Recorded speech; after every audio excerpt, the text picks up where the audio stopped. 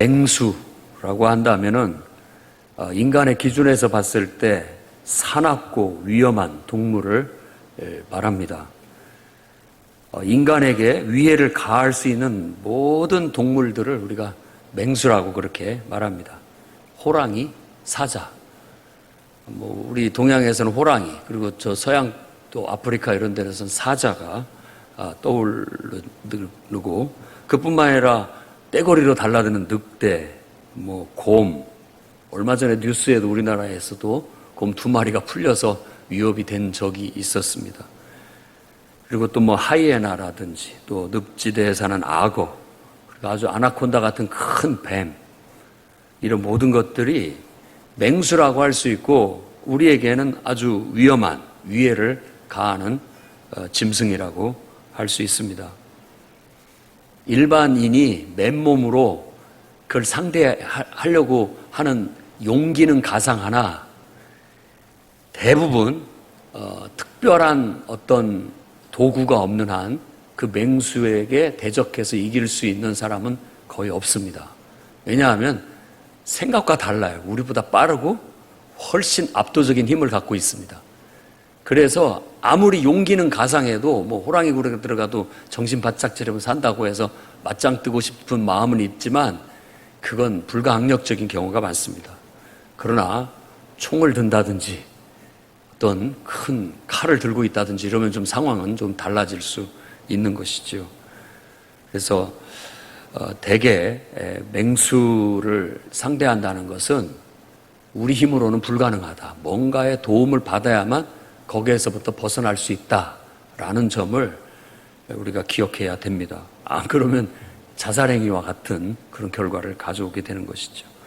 오늘 제가 이 말씀을 드리는 것은 오늘 본문 말씀에 그런 논리로서 우리 인간에게 위험한 사회적인 어떤 존재들에 대해서 말하고 있기 때문에 그렇습니다.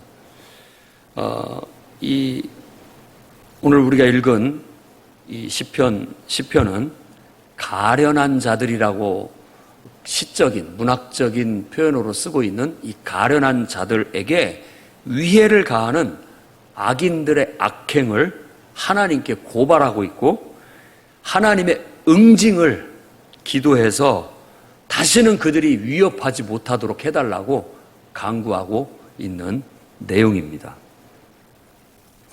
우리가 사는 사회에는 우리를 안전하게 지켜주는 여러 장치들이 있어서 감사합니다마는 또한 우리 인간사회에서는 위험한 것들도 존재하고 있다는 것을 성경이 우리에게 깨우치고 있습니다. 그래서 저는 이 본문이 말하는 인간에게 위험한 것들에 대해서 다음과 같이 하나님의 말씀을 여러분에게 전하고자 합니다. 첫째, 교만을 주의하시기 바랍니다. 2절에 악한 자가 교만하여 가련한 자를 심히 압박하오니, 그러니까 이 시에서 말하고 있는 이 문학적인 표현, 시적인 표현에서 가련한 자, 가난한 자, 약한 자는 우리가 생각하는 그 헐벗고 굶주리고 가난한 사람을 생각하면 안 됩니다. 그 사람의 이미지를 가지고 사회적인 어떤 약자, 그런 의미로 그걸 차용해서 쓰고 있는 것이기 때문에 너무 우리가 가난하고 막 가련하고 이런 것을 이렇게 막 불쌍한 존재로만 생각하면 안 되겠습니다. 일반인들이지만 그 중에서도 더 힘을 가진 사람이 있고 그 중에서도 좀 약한 사람이 있기 마련입니다. 그런데 힘을 가진 사람들이 그보다 덜 힘을 가진 사람들을 압박하고 사는 사회적인 병폐, 그 속에서 바로 그런 인간들이 자행하고 있는 교만이야말로 우리 인간사에서는 아주 위험스러운 존재다라고 말하고 있는 겁니다. 교만은 표면적으로 아주 사악하게 또 무자비한 행동으로 표출이 되게 되는 겁니다. 누구한테 들어보니까 그런 일은 없어야 되겠지만 요즘 같은 세상에 어떤 선생님의 지침을 어겼다고 선생님이 이 쓰레바짝으로 얼굴을 몰라요. 어떻게 때렸는지는 모르겠지만 한 20대 정도를 때렸답니다. 왜 그랬을까요, 도대체? 왜 그랬을까요? 그러지 말았어야 되는데, 막 화가 치밀어 올랐는지 어쩌는지, 어떤 본보기로 내가 좀 따끔한 맛을 보여줘야 되겠다라고 했는지 어쩐지는 모르겠지만, 그런 일들이 벌어집니다. 여러분들에게도 만일 그런 권한, 힘이 주어진다면 여러분은 안 그럴 것 같지요? 저도 안 그럴 것 같은데, 인간이 어느 순간 그 교만이라는 것이 확 들어차서 자신을 사로잡으면 그런 사악한 일도, 그런 무모한 일도, 그런 무자비한 행동도 나도 모르게 하고 있다라는 것이에요. 근데 이건 비단 우리들만의 얘기가 아니라 국가적으로 보나 사회적으로 봤을 때도 그런 일들은 비일비재하게 우리 사회 속에서 벌어지고 있습니다. 뉴스만 잠깐만 듣고 있어도 그런 이야기들은 계속 나옵니다. 우리가 보고 있는 영화 속에는 그런 주제를 빼고는 말이 안 됩니다. 문학도 마찬가지고. 우리 사회가 그런 것들이 만연하고 있다는 걸 보여주고 있는 것이죠. 교만에 사로잡힌 사람들은 자기가 마음대로 할 수 있는 사람이라고 생각되는 연약한, 자기보다 약한, 자기 권위 아래에 있는 사람들을 다그치고 몰아붙이고 괴롭힌다고 성경은 말하고 있습니다. 이 압박이라는 말이 그런 의미라고 합니다. 사람을 끊임없이 견디지 못할 정도로 혹독하게 압박하는 것이 바로 교만이라는 인간 사회의 아주 위험한 존재입니다.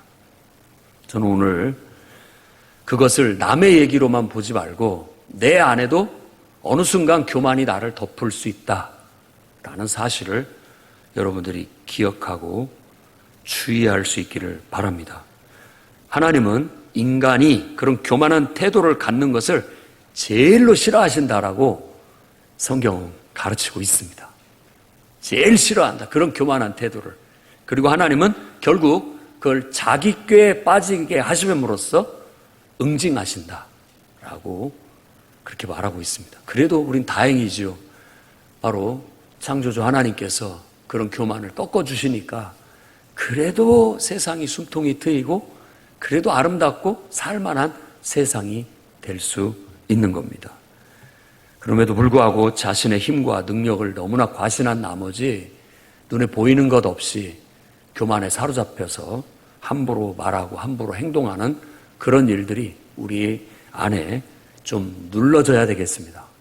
하나님을 통해서 눌러져야 돼요. 없앨 수는 없습니다. 이 중에 누구도 나는 교만하지 않다라고 말하는 것은 거짓말하는 것이고 또 그것 자체는 인간이 아니라는 뜻이기도 합니다. 누구나 다 그런 것이 있지만 상황에 따라서 당당할 때는 당당해야 되지만 할 말은 또 해야 되겠지만 또 어느 순간에 통제를 해서 꽉 잡을 땐 잡아야 됩니다.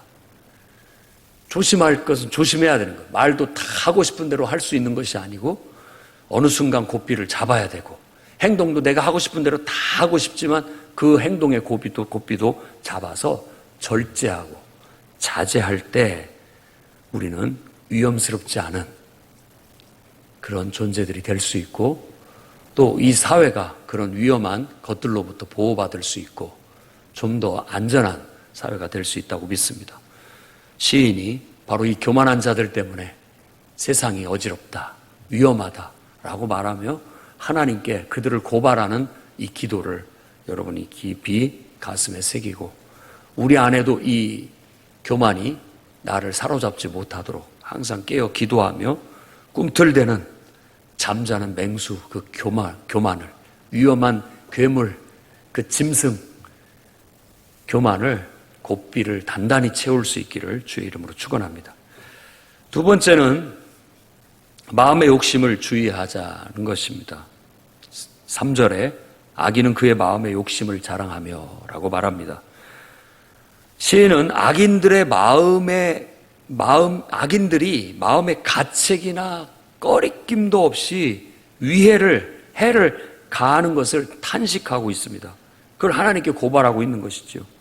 악인이 가지는 특징 중에 하나, 앞에서는 교만을 얘기했고 여기에는 바로 마음의 욕심이라고 말하고 있는 겁니다.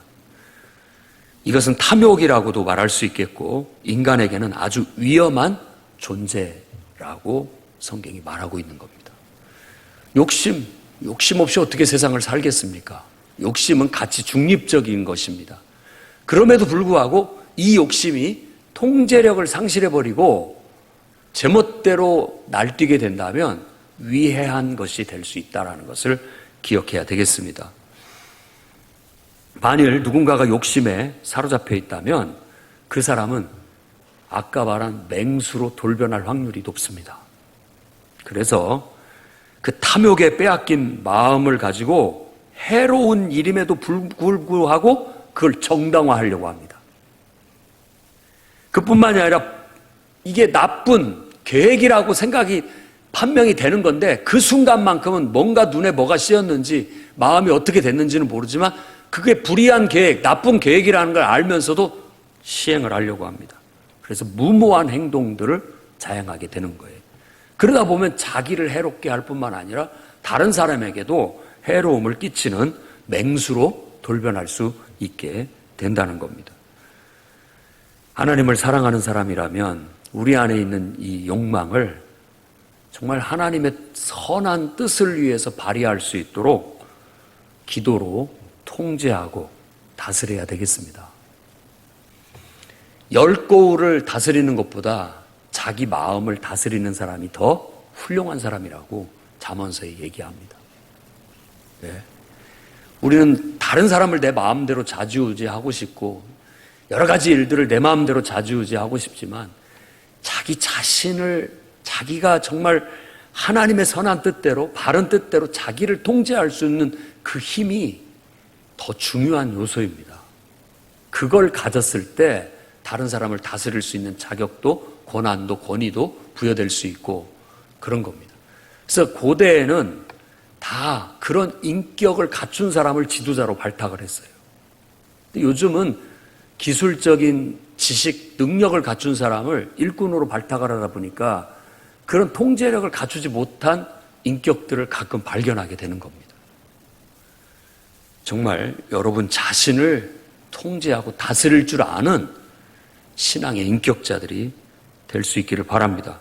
여러분 안에 잠자고 있는 여러분에게 위해를 가할 수 있는 맹수, 마음의 욕심, 탐심, 탐욕을 오늘 기도로 하나님의 말씀으로 성령으로 통제하시기를 주의 이름으로 축원합니다.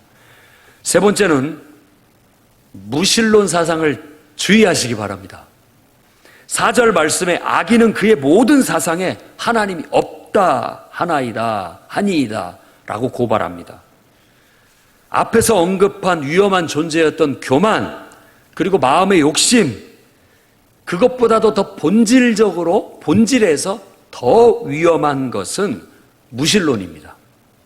하나님이 없다라는 그런 마음의 사고방식 그리고 그 신념 그걸 성경에서는 굉장히 위험스러운 것으로 말하고 있고 인간에게 가장 해로운 것으로 얘기하고 있는 거예요.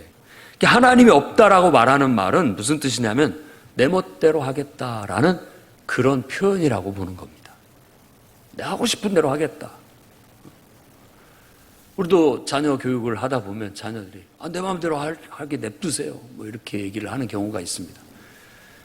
다 틀렸다라는 말도 아닙니다. 다 자기 주도적으로 자기가 하고 싶은 것을 할 수 있는 권리가 있지만 그러나 통제는 돼야 됩니다.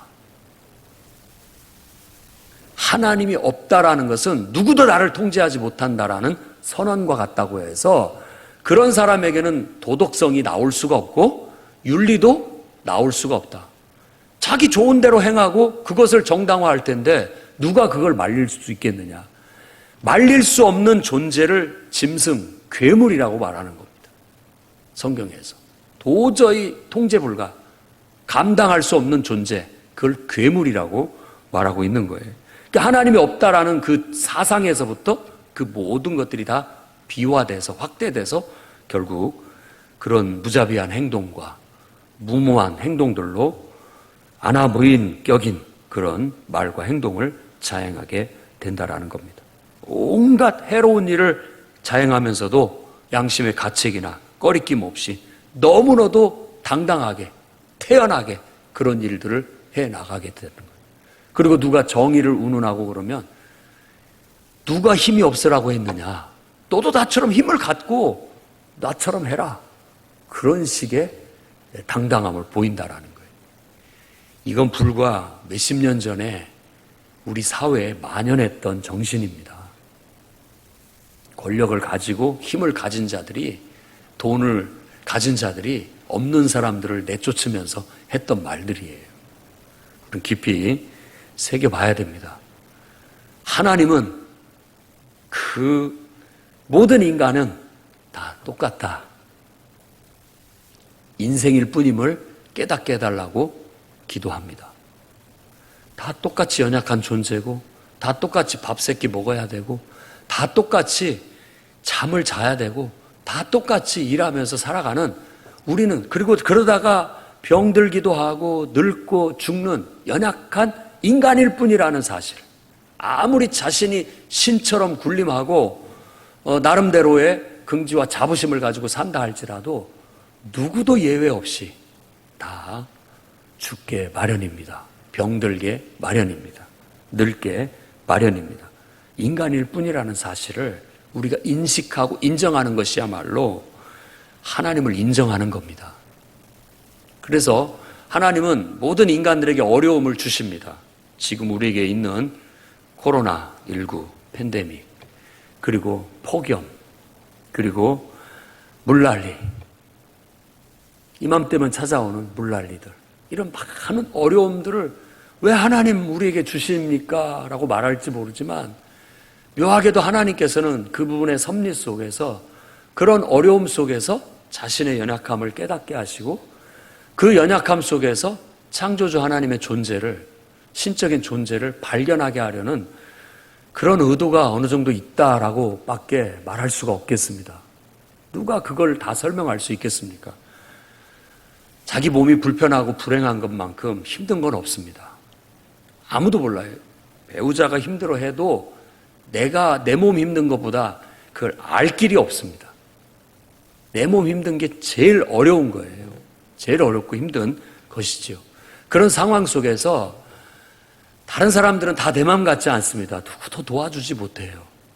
정말 내가 의지할 수 있는 존재라고는 나를 지으신 하나님, 그리고 내가 그분께 언젠가 돌아가야 할 대상인 그 하나님밖에 없다라는 걸 깨닫게 되는 순간입니다. 그래서 그분을 의지하여 내 마음을 다잡고 나를 바로 세우고 그분의 인도하심과 통제 속에서 내 인생을 살아가게 될 때 우리가 자기 자리를 지킬 수 있습니다. 그리고 흔들리지 않습니다.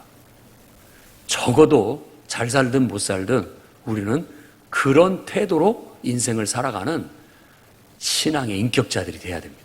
그게 바로 성공적인 삶이라고 말할 수 있는 것이죠. 여기서 또 한 가지 깨달아야 할 것은 사람에게 하는 것이 곧 하나님께 한 것이라는 겁니다. 잊지 말아야 됩니다. 내가 사람을 무시하고 멸시하는 것이 곧 하나님을 무시하고 멸시하는 것이에요. 똑같습니다. 반대로 내가 하나님을 공경하고 사랑하고 그분을 경외하는 그것이 곧 내 인생을 경외하고 신중하게 대하는 태도로, 그리고 사람을 존중하고 신중하게 대하는 태도로 이어질 때 참신앙이 되는 겁니다. 그런 의미에서 하나님이 없다라고 말하는 것은 비도덕적이고 비윤리적인 삶을 살겠다는 선언 같은 극악무도한 제멋대로 살아도 된다라고 생각하는 잘못된 신념의 소유자라고 그렇게 성경이 고발하고 있는 거예요. 여러분, 하나님을 사랑하신다면 늘 하나님 무서운 줄 아시고 여러분의 말과 행동을 하나님의 뜻대로 심판받으리라는 것을 기억하고 절제할 수 있는 통제력을 갖기를 바랍니다.